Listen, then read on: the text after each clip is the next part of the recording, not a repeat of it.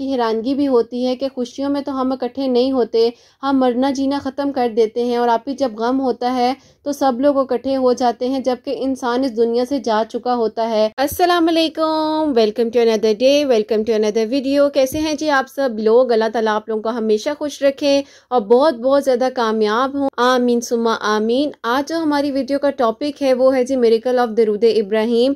अल्लाह सुब्हान व तआला ने मेरी इन बहन के लिए जिस तरीके से दरूद इब्राहिम पढ़ने से बेहतरी की है, बहुत ही प्यारी सी मिरेकल स्टोरी है इनकी, वो आपके साथ शेयर करूंगी। और जो दूसरी मिरेकल स्टोरी है वो है जी सूरह यूसुफ से रिलेटेड अल्लाह सुब्हान व तआला ने किस तरीके से मेरी इन बहन की दुआ को कबूल किया, वो मैं आपके साथ शेयर करूंगी। मेरी प्यारी, जैसे कि मैं हमेशा वीडियो को शुरू करने से पहले कहती हूँ कि मैं कोई आलमा नहीं हूँ, कोई स्कॉलर नहीं हूँ, कोई डॉक्टर नहीं हूँ, एक आम सी इंसान हूँ, गुनहगार हूँ, खतएकार हूँ।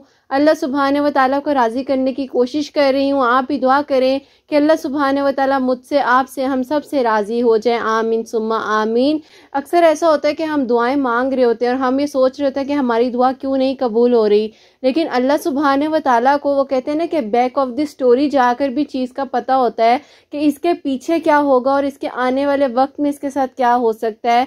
तो कभी कभार कुछ चीज़ें बहुत बेहतरी के लिए भी हो रही होती हैं और अगर ताख़ीर हो रही होती है तो उसमें भी बहुत ज़्यादा मसलिहत होती है। अल्लाह सुब्हान व तआला सब कुछ जानते हैं और अल्लाह सुब्हान व तआला से बेहतर कोई भी नहीं जान सकता। आज की वीडियो को शुरू करने से पहले आज का जो कमेंट ऑफ द डे है वो आपके साथ शेयर करना चाहूँगी। अस्सलामुअलैकुम आपी, मेरा सवाल आपसे है कि मैं जानना चाहती हूँ कि आपी जब मैं नमाज़ पढ़कर दुआ करती हूँ, पहले तो आपी शुरू में ऐसी कैफियत होती थी कि मेरे आंसू रुकते ही नहीं थे और दौरान नमाज जो है तब भी मेरे आंसू गिरते रहते थे। कुछ अरसे से ऐसा हो गया है, तकरीबन अगर मैं कहूँ तो 3-4 महीनों से ऐसा हो गया है, जब से आपकी जो मिरेकल स्टोरीज होती हैं उनको सुनती हूँ तो उनके बाद आपकी दिल एकदम से मुतमईन हो गया है। ज़्यादा से ज़्यादा दुआ में वक्त देती हूँ आपी, मुझे ऐसा लगता है कि पता नहीं मेरे आंसू क्यों रुक गए हैं, क्या मुझसे कोई गलती हो गई है, किस वजह से जो है मुझे रोना नहीं आता।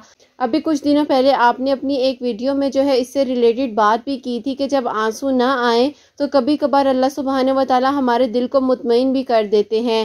अगर मैं अपनी कैफियत के बारे में सोचूं तो मेरी कैफियत तो ऐसी होती थी कि मेरे आंसू रुकते ही नहीं थे और अब ऐसा है कि दुआ करते हुए आंसू आते ही नहीं हैं। बस दिल करता है कि अल्लाह पाक से बातें करती रहूं और अपनी दुआएं अल्लाह पाक को बताती रहूं।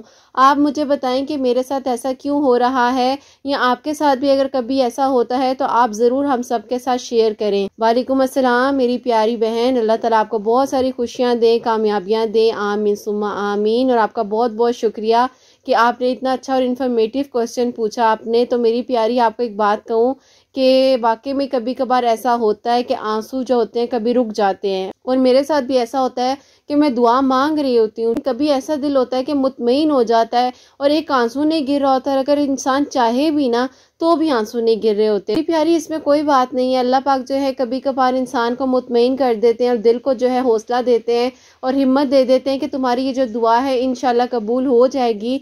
थोड़ा सा वक्त लगता है, देखो जब दुआ की ताख़ीर है ना उसमें कोई ना कोई मसलिहत ज़रूर है। मेरे पास इतनी प्यारी प्यारी सी मिरेकल स्टोरीज आ रही हैं, आगे इंशाल्लाह आप लोगों के साथ शेयर करूंगी कि मेरी प्यारियों वो दुआ से रिलेटेड ही है कि आप ही हम दुआ कर रहे थे और हम सोच रहे थे वो चीज़ हमारे लिए बहुत बेहतर है, लेकिन अल्लाह पाक ने हमारे लिए कुछ और सोचा हुआ था और उससे भी बेहतर चीज़ थी हमारे लिए। आप लोगों को हमेशा कहती हूँ ना कि दुआ जब आप कर रही हैं ना, आप जो दुआ कर रही हैं, अगर तो आप किसी शख्स के लिए दुआ कर रही हैं या किसी भी चीज़ के लिए दुआ कर रही हैं, आप लोग सदका ज़रूर दिया करें। और अगर मेरी प्यारियों आपको ऐसा लग रहा है कि आपके आंसू रुक गए हैं, आपका दिल मुतमईन सा हो गया, दुआ करते हुए बस लग रहा होता है कि जैसे आप किसी अपने दोस्त से बात कर रहे हैं, जैसे हम फ़ोन पर किसी से कॉल पर बातें शेयर कर रहे होते हैं, लग रहा होता है जैसे आप जानिमाज़ पर बैठी हैं तो आपके जो दिल की बातें हैं वो आप अल्लाह पाक से कर रही हैं। तो बिल्कुल आप जो है ज़्यादा से ज़्यादा अल्लाह पाक से दिल की बातें किया करें। और जब आपके आंसू नहीं भी आ रहे ना, तो जिस तरीके से हम अपना कोई प्यारा सा चेहरा बनाते हैं और हमारी माँ जो है वो फ़ौरन मान जाती है ना,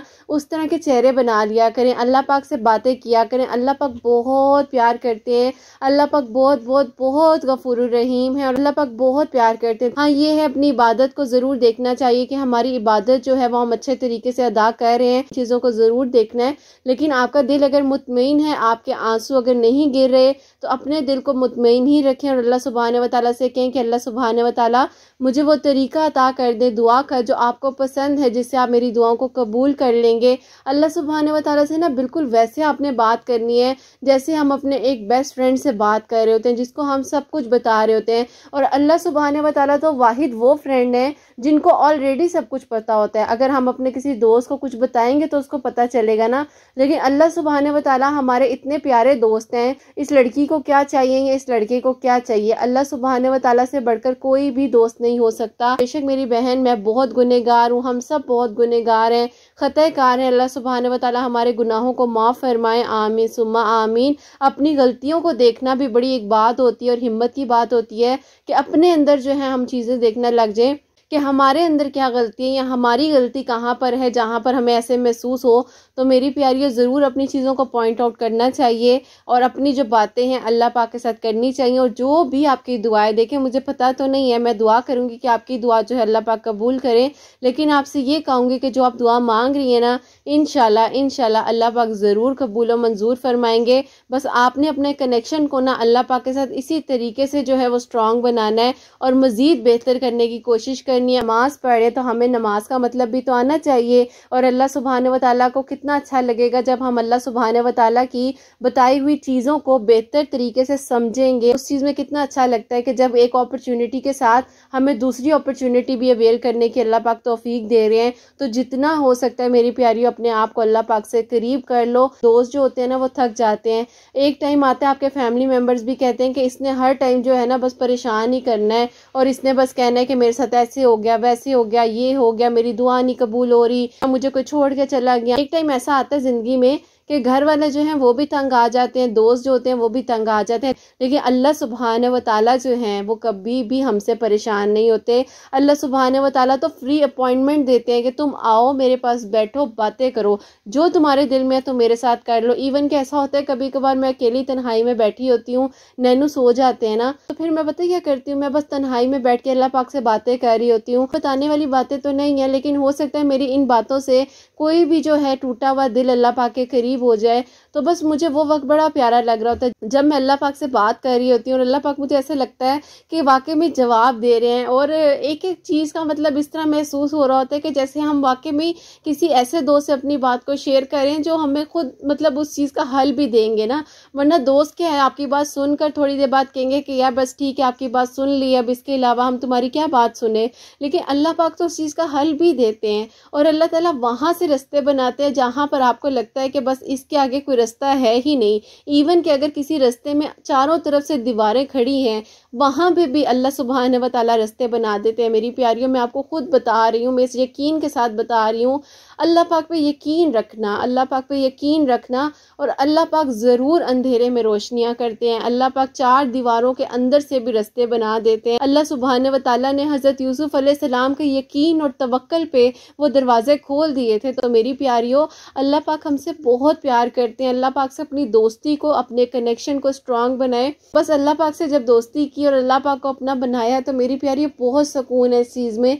और बस ये दुआ करो कि अल्लाह पाक भी हमें अपना बना ले, अल्लाह पाक मुझे अपना बना ले, अल्लाह पाक उन बंदों में हमें शामिल फरमाए जिन्हें अल्लाह सुब्हानहू व तआला पसंद फरमाते हैं। अल्लाह सुब्हानहू व तआला हमें उस इबादत की तौफीक अता फरमाए जो अल्लाह सुब्हानहू व तआला पसंद फरमाते हैं। और हम जो इबादत करते हैं, कोई गलती कोताही होगी तो अल्लाह सुब्हानहू व तआला माफ़ फरमाए मुझे, आपको, हम सब को। अल्लाह सुब्हानहू व तआला हमें बेहतर से बेहतरीन तरीके से इबादत करने की तौफीक अता फरमाए। और मेरी प्यारियों, दुआ ज़रूर किया करें, दुआ करनी मत छोड़ा करें। अल्लाह सुब्हानहू व तआला के साथ बेहतरीन तरीके से अपने कनेक्शन को बनाने का जो बेहतरीन ज़रिया है वो नमाज है, कुरान पाक है, दुआ है। तो अल्लाह पाक से अपनी दोस्ती को स्ट्रॉन्ग बना लो।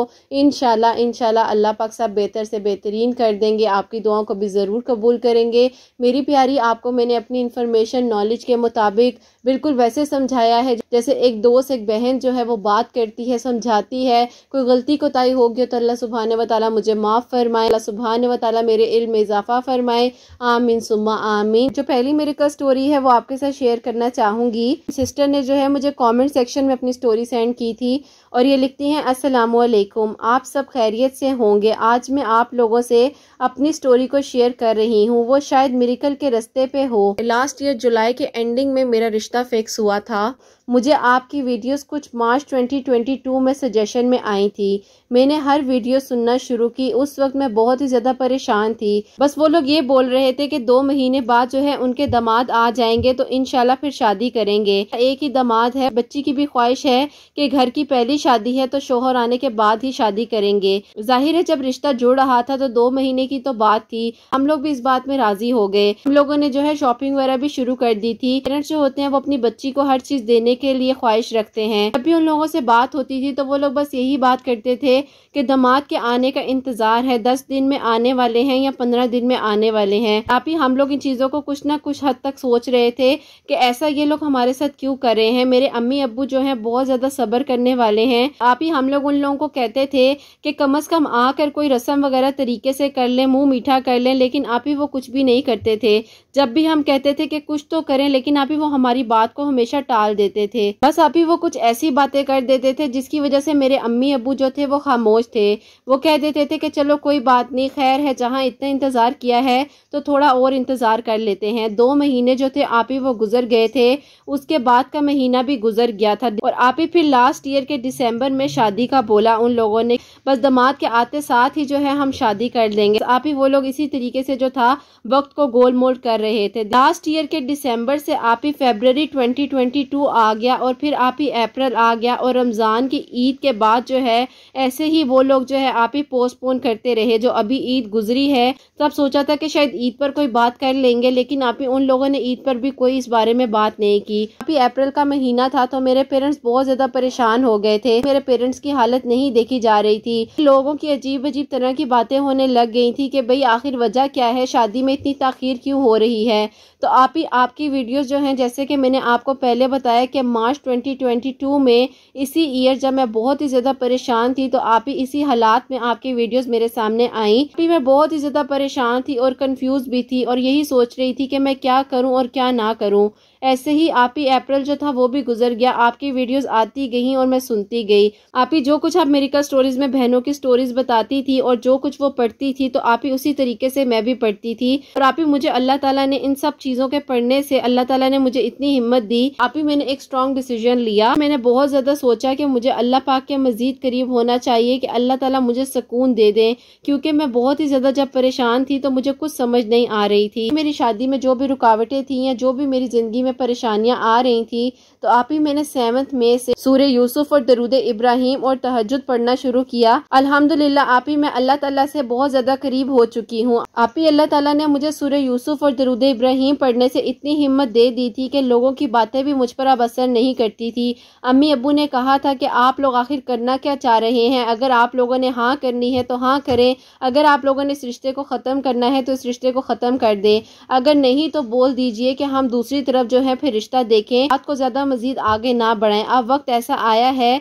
कि हम लोग जो है रस्म करने की बात कर रहे थे, बिकॉज आप ही इतने महीने हो गए थे और हम लोग बस उन्हीं की बातें मानी जा रहे थे। सोच रहे थे कि उनके दामाद आज आ जाएंगे तो कल आ जाएंगे। जब आप ही मेरे पेरेंट्स ने उन लोगों के साथ थोड़े इस लहजे में बात की तो आप ही रस्म की डेट जो थी फिक्स हो गई। जब रस्म की डेट फिक्स हुई तो आप ही फॉर्मेलिटीज़ जो भी होती हैं रिलेटेड घर वाले उनके घर बात करने के लिए गए, बट आप ही ऐसा था कि उनके घर पे जो थे आप ही जेंट्स कोई भी नहीं था और उन लोगों ने कहा कि बहुत ही ज़्यादा अर्जेंट काम आ गया था, इसीलिए जो घर के जेंट्स हैं वो घर में मौजूद नहीं हैं। पेरेंट्स ने ऐसा किया कि बस लेडीज़ जो घर की मौजूद थी बस उन्हीं से थोड़ी बहुत बातचीत हुई। वहाँ पर बैठे बैठे यहाँ पे अजान हो गई तो अब्बू ने कहा कि करीब की मस्जिद में जो है वो नमाज पढ़ के आते हैं। अल्लाह ताला ने आप ही कैसा मौजिज़ा किया कि अब मैं आपको बताती हूँ कि जब अब्बू मस्जिद गए वहाँ पर लोगों से बातचीत हुई। करीबी मस्जिद के लोग थे, उन्होंने अब्बू को बताया कि भाई आप इनके कौन से दामाद की बात कर रहे हैं, हमने तो कोई भी इनका दामाद वगैरह जो है वो आज तक नहीं देखा और यही सुनते आए हैं कि दामाद आएगा। तो आप ही अब्बू को ये बात सुनकर बहुत ज़्यादा हैरानगी हुई कि इतना बड़ा धोखा ये लोग कैसे दे सकते हैं। इतने अरसे से हमें इंतज़ार करवा रहे थे और इस रिश्ते को लटकाया हुआ था। खैर आप ही अब्बू ने जो है लेडी से कोई बात नहीं की और अब्बू बिल्कुल खामोश बैठे रहे। घर आने के बाद जो है आप ही अब्बू ने सबको ये बात बताई तो घर वालों को बहुत ही ज़्यादा झटका लगा। तो अभी मेरे घर वालों ने सोच लिया था कि इस रिश्ते को हम इनकार कर देंगे। अब्बू उनके घर के जेंट्स वगैरह को कॉल कर रहे थे तो वो हमारी कॉल ही नहीं पिक कर रहे थे, क्योंकि आप ही वो लोग जो थे बहुत ही बड़े धोखेबाज थे। आप ही उनके दामाद वगैरह का कुछ भी अता पता नहीं था। तो अब आप सोचें कि आप ही 1 साल उन लोगों ने हमारे साथ कितना जुल्म किया और हम लोगों को लटकाई रखा और कितना बड़ा झूठ था। एक दिन अब्बू ने उनके घर में कॉल की और अब्बू ने कहा कि हम इस रिश्ते को आगे नहीं बढ़ाना चाहते। बस आप ही अल्लाह ताला का मैं बहुत बहुत शुक्र अदा करती हूँ। मुझे ऐसा ही लगता है कि सूरह यूसुफ और दरूद इब्राहिम पढ़ने की वजह से मेरी ज़िंदगी में अब अल्लाह ताला का शुक्र है कि बहुत सुकून है और अल्लाह ताला ने ऐसे लोगों से बचा लिया। अल्लाह के हर काम में कोई ना कोई मसलिहत ज़रूर होती है। अल्लाह ताला हर बच्ची का नसीब अच्छा करें और ऐसे बुरे लोगों से और धोखेबाज लोगों से अल्लाह पाक सब बच्चियों को बचाएं। आमीन सुम्मा आमीन। मेरे लिए, मेरे हक में और मेरे पेरेंट्स के लिए ज़रूर दुआ कीजिएगा और ये भी दुआ कीजिएगा कि अल्लाह पाक मेरा नसीब बहुत अच्छा करे। आमीन सुम्मा आमीन। मेरी बहन आपका बहुत शुक्रिया कि आपने अपनी इतनी अच्छी इन्फॉर्मेटिव जो थी अपनी स्टोरी हमारे साथ शेयर की है, क्योंकि बिल्कुल सही बात है, लोग पहले कुछ नज़र आते हैं बाद में कुछ होते हैं। तो बस यही कहूँगी कि अल्लाह पाक हर बच्ची का नसीब बहुत बहुत अच्छा करे और अल्लाह पाक आपका नसीब भी बहुत अच्छा करे और अल्लाह पाक आपके पेरेंट्स को सलामत रखें। और जिस सिचुएशन से आप लोग गुजर रहे हैं आजकल, अल्लाह पाक इस तकलीफ़ से और इस दुख से आप लोगों को जल्द से जल्द निकाल दें। बस यही बात है ना कि अल्लाह पाक से हमेशा अपने लिए बेहतरी मांगनी चाहिए। तो मेरी प्यारियों, आप लोग जो है किसी भी परेशानी के लिए, मुश्किल के लिए दरूद इब्राहिम और सूरह यूसुफ जो है लाजमी पढ़ें। इंशाल्लाह अल्लाह पाक ने जैसे इन बहन के लिए जो है लोगों का चेहरा सामने बेनकाब किया है, अल्लाह ताला हर बच्ची को जी बुरे लोगों से बचाए और अल्लाह ताला हर बच्ची का नसीब अच्छा करे। माँ बाप सब कुछ बर्दाश्त कर सकते हैं, लेकिन औलाद का जो दुख है ना, वो पेरेंट्स से बर्दाश्त नहीं होता। अल्लाह ताला किसी माँ बाप को जो है उनकी औलाद का दुख ना दिखाएं। आमीन सुमा आमीन। और जो नेक्स्ट मेरी का स्टोरी है यूसुफ से रिलेटेड है, वो आपके साथ शेयर करना चाहूँगी।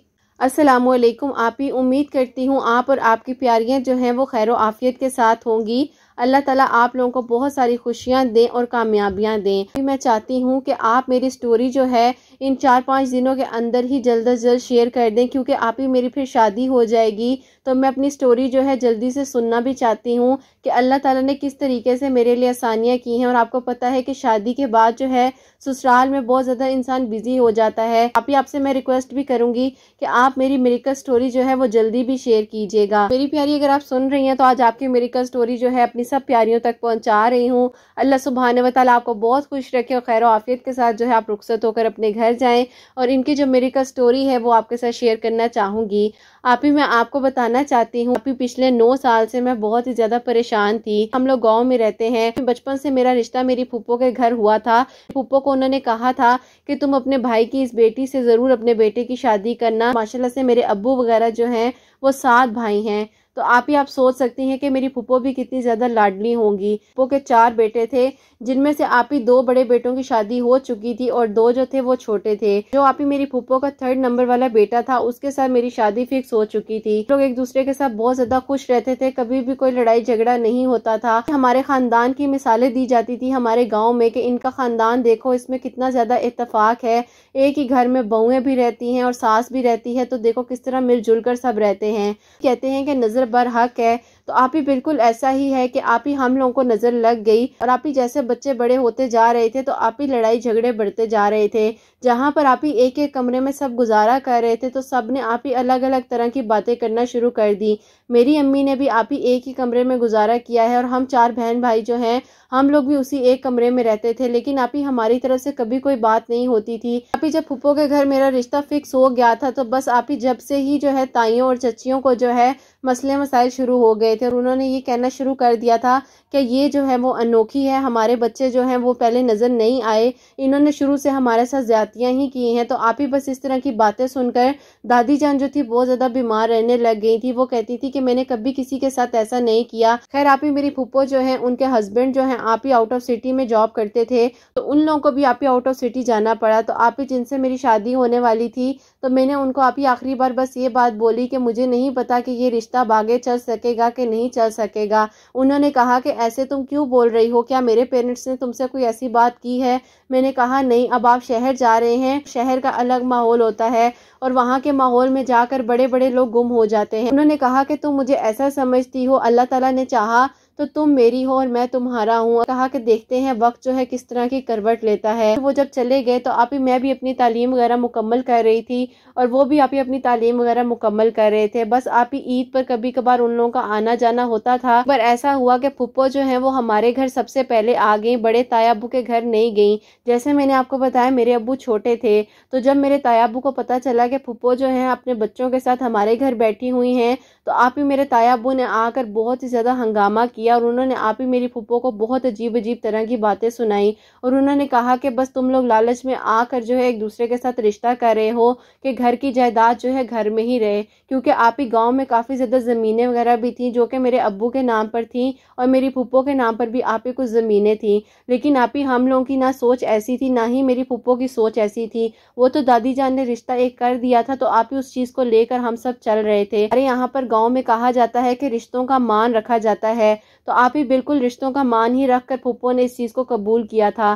खैर आप ही फुप्पो बहुत ही ज़्यादा रोई और तकलीफ में थी, तो फुप्पो ने कहा मेरी अम्मी को कि अब जो है मैं कभी भी गाँव नहीं आऊँगी, क्योंकि मेरे भाइयों ने मुझे बहुत ही ज़्यादा तकलीफ दी है, वजह से मैं अपने बच्चों के सामने और अपने हस्बैंड के सामने ख्वार हो गई हूँ। तो मैं नहीं चाहती कि आइंदा जो है कभी कोई ऐसी बात हो जिसकी वजह से मुझे दोबारा शर्मिंदगी का सामना करना पड़े। अब्बू ने बहुत ज़्यादा फुप्पो को समझाया, लेकिन उन्होंने कहा कि अगर आप लोग चाहते हैं तो आप लोग शहर में शिफ्ट हो जाएं, लेकिन अब मैं गांव में कभी नहीं आऊंगी। झगड़े का पता चला मेरी दादी जान को, तो मेरी दादी जान ने बहुत ही ज़्यादा टेंशन ले ली थी। मेरी दादी जान की तबीयत बहुत ज़्यादा ख़राब हुई और उनका बीपी बहुत ज़्यादा शूट कर गया और आप ही शुगर भी उनकी हाई हो गई, जिसकी वजह से आप ही वो 3 दिन जो है वो हॉस्पिटल में एडमिट रही और उसके बाद आप ही उनका इंतकाल हो गया। अल्लाह पाक उनको जन्नत में आला मुकाम अता करें। आप ज़रूर दुआ करवाइएगा। वो वगैरह ने बिल्कुल गांव में आना जाना छोड़ दिया। आप ही बस मैं भी अपनी तालीम मुकम्मल कर रही थी। आप ही मेरे बड़े भाई जो है उनकी शादी थी। अब्बू ने सोचा कि एक ही एक बहन है, उसको शहर जाके मना लेते हैं। अब्बू आप ही सबसे पहले ताया अब्बू के घर गए, आप मेरे साथ चले, मैंने शहर जाना है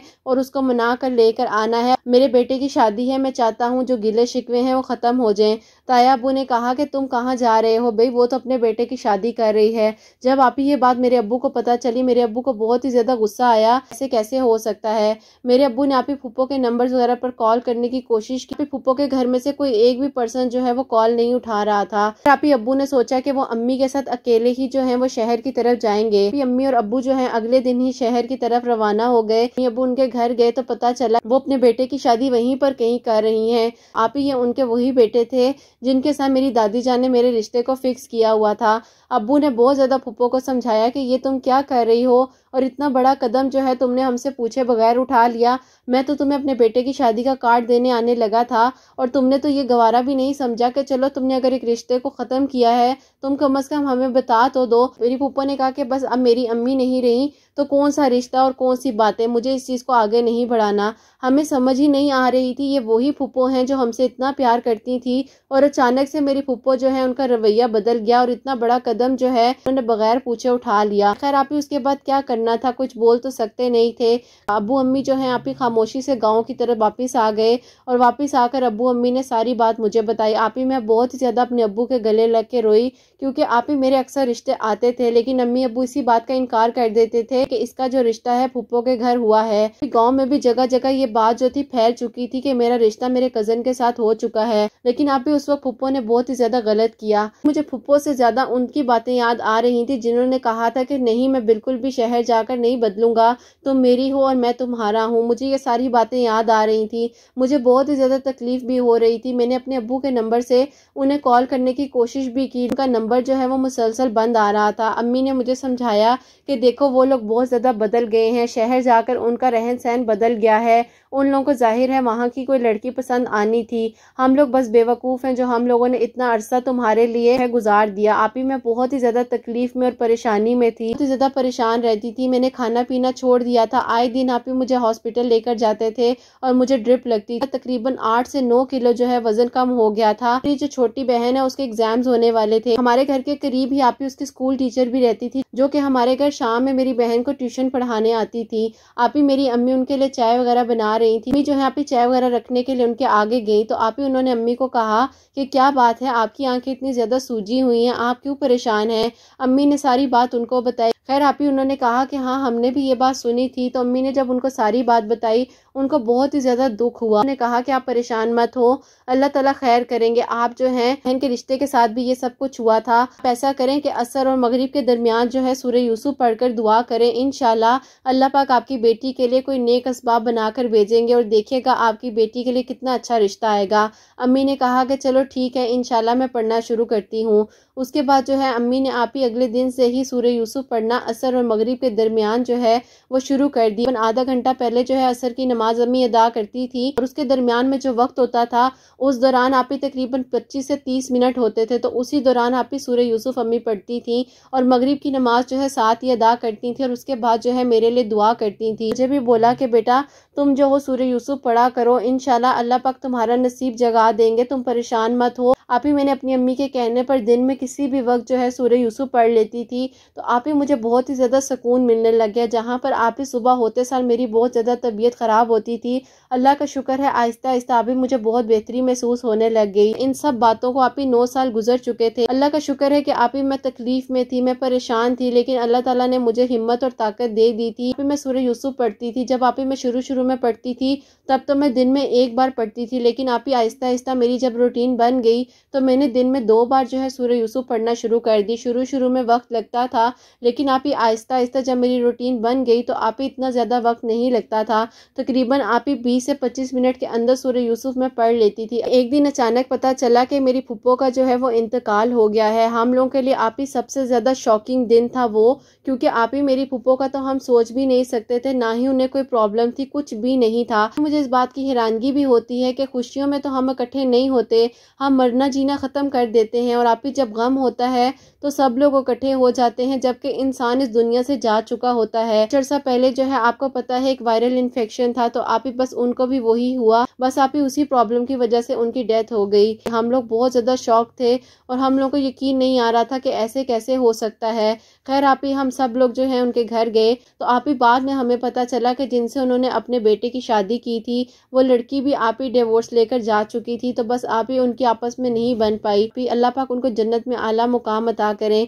लेकिन मेरी बीवी ने आखिरी टाइम पर मुझे सिर्फ ये बोला था मेरे भाई की बेटी को इस घर में बहू बना कर ले आना। को ये सारी बात तो पता चल गई है कि मेरे बेटे के साथ क्या हुआ कुछ साल पहले, तो बस आप इन चीज़ों को भुला दें। अगर आप लोगों का दिल मानता है कि बहन की इस आखिरी ख्वाहिश को पूरा कर लें। अम्मी तो बिल्कुल इस चीज़ के लिए नहीं मान रही थी। अम्मी ने कहा कि नहीं, अब ऐसे कैसे हो सकता है। आप ही अब्बू ने मेरे फूफा को इनकार कर दिया और फूफा ने भी आप ही कोई आगे से बात नहीं की। उन्होंने कहा कि बिल्कुल आप लोगों का हक बनता है क्योंकि आप लोगों के साथ ज्यादती हुई है। 6 महीने जो है मेरी फूफो के इंतकाल के बाद और गुजर चुके थे। अब्बू ने मेरी अम्मी को समझाया कि अपना दिल बड़ा करो और जो हो गया है उसे भूल जाओ। इंशाल्लाह अल्लाह पाक ने चाहा तो हमारी बेटी बहुत खुश रहेगी। अम्मी अब्बू के आगे आज तक नहीं बोली, तो अम्मी ने कहा कि बस जो कुछ भी है मैं अपनी बेटी के हक की बेहतरी चाहती हूँ। अल्लाह ताला ने सब कुछ ऐसे पलट दिया कि हम सोच भी नहीं सकते थे, जो बिल्कुल नामुमकिन हो चुका था, जो लगता था कि अब तो खत्म हो गया है। हालांकि आप ही उनकी शादी भी हो गई थी, तो जाहिर है आप ही फिर हम कैसे सोचते कि उनकी शादी मेरे साथ हो सकती है। लेकिन आप ही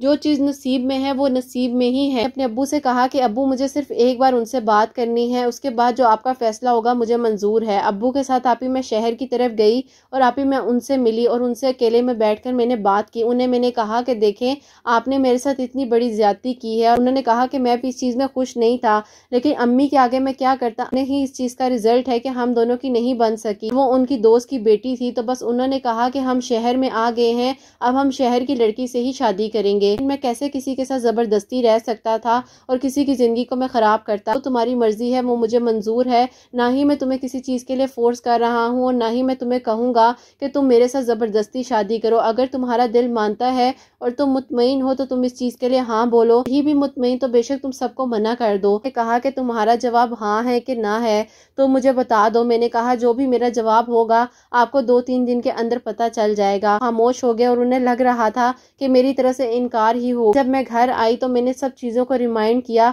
और मैंने हर चीज़ सोची। हो सकता है अल्लाह ताला ने मुझे इन सब चीज़ों से गुजार कर अपने करीब करना था। अपने अम्मी अब्बू से कहा कि अम्मी अब्बू जैसे आपकी मर्जी है वैसे ही मेरी मर्जी है। बड़ी ईद पर जो है आप ही मेरी रस्म वगैरह हुई है तो इंशाल्लाह आप ही अल्लाह ताला ने चाहा तो कमिंग मंथ जो अगस्त है उसमें मेरी शादी है। आप दुआ कीजिएगा खैर आफियत के साथ सब कुछ हो जाए। जो चीज़ नसीब में लिखी होती है अल्लाह ताला उसको कहीं ना कहीं तरीकों से आपके पास भेज ही देते हैं। कोई भी आपका नसीब छीन नहीं सकता। अल्लाह ताला आप ही मेरी फुप्पो को और मेरी दादी जान को जन्नत में आला मुकाम अता करें। अल्लाह ताला हर बच्ची का नसीब अच्छा करें। आमीन सुम्मा आमीन। सुभान अल्लाह जज़ाकल्लाह मेरी बहन। अल्लाह ताला आपको बहुत खुश रखे। अल्लाह ताला आपकी दादी जान को आपकी फुप्पो को जन्नत में आला मुकाम अता करें और अल्लाह ताला उनका अगला जहां बहुत अच्छा और बहुत बेहतरीन करें। आमीन सुम्मा आमीन। अल्लाह सुभान व तआला मेरी सब प्यारियों के बहुत बहुत नेक नसीब करें। अल्लाह सुभान व तआला मेरी उन बहनों को नेक और सालेह औलाद अता फरमाएं जो मुझे औलाद की दुआ के लिए कहती हैं। जिनकी औलाद अल्लाह सुभान व तआला उनकी औलाद को नेक और फरमाबरदार बनाए। हसनैन को भी जी नेक और फरमाबरदार बनाए, एहसास करने वाला बनाए, परेशानियां मुश्किलात को हल फरमाए। अल्लाह सुभान व तआला हमसे राजी हो जाए। अल्लाह सुभान व तआला कोई गलती कोताही होगी हो तो मुझे माफ़ फरमाए। आमीन सुम्मा आमीन। मेरी प्यारियों हसनैन और मुझे अपनी दुआओं में याद रखिएगा। हमेशा हंसती मुस्कुराती रहें, अपने लिए भी अच्छा सोचें, दूसरों के लिए भी अच्छा सोचें। यहीं पे आज की वीडियो को एंड करना चाहूँगी। अल्लाह हाफिज़।